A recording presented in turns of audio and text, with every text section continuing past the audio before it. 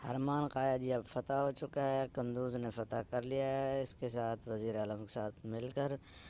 اب جو ہے نا نکولا اور اس کی جھڑپ ہوگی وزیر عالم شاہ کی آپس کے اندر، کیونکہ ان کی آپس کے اندر تو میں تکرار شروع ہو گئی ہے۔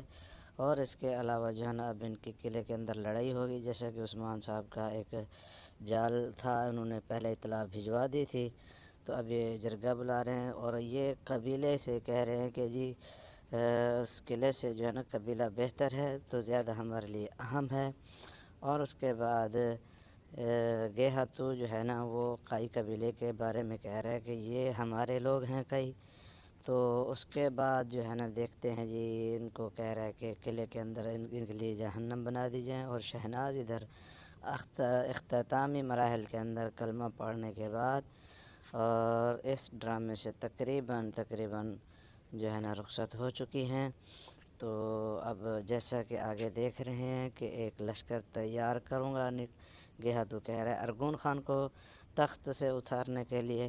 اب دیکھتے ہیں کہ عثمان صاحب اس کے ساتھ کیا چال چلتے ہیں۔ وزیر عالم شاہ کا بھی تقریباً اختتام آ چکا ہے اور وہ عثمان کو متنبع کر رہا ہے کہ اگر تو نے مجھے مارا تو پورے جہان کے اندر رسوا ہو جائے گے۔ تو اب جو ہے نا اس کا حضرت کا اینڈ ہے۔